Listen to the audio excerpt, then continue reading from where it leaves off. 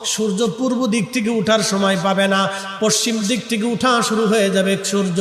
আল্লাহর নবী বললেন তওবার দরজা বন্ধ হয়ে যাবে, আর ওই সময় দক্ষিণ দিক থেকে একটা বাতাস আসবে।